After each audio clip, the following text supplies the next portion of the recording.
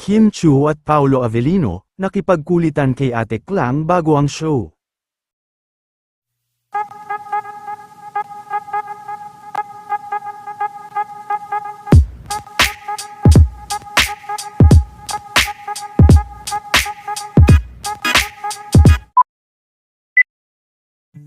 Ilang sandali na nga lang at magsisimula na din, ang inaabangan na ASAP in England kaya puspusan na rin ang ginagawang rehearsal ng mga kapamilya artist kabilang nga dito sina Kim Chiu at Paolo Avellino.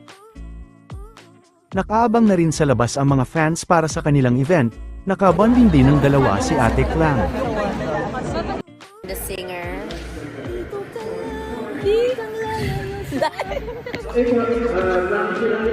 Kipaw!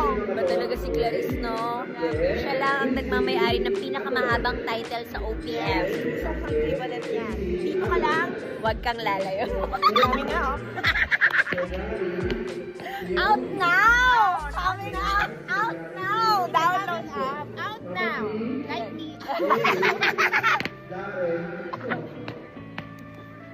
Si Mama Jet. Oh, welcome to England, Mama Jet, ah.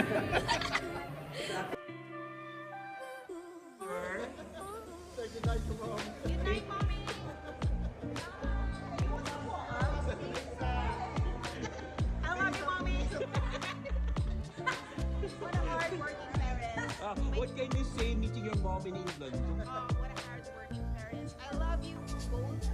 Mommy, this show is for you. What? This show is for you. Wow! Asa for me. Ano yung kanta na yun?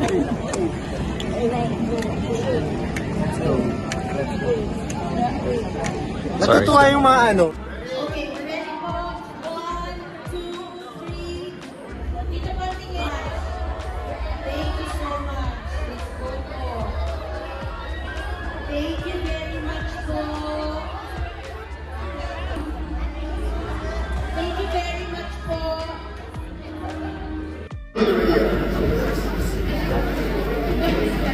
Denise.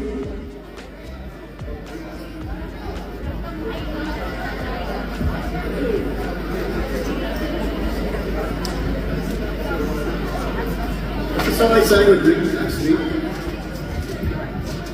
Remember, I didn't know it. Okay po. Singers, ulitin ko lang po Yan, grupo ni Jonah, ni Clarice Morissette, and Casey.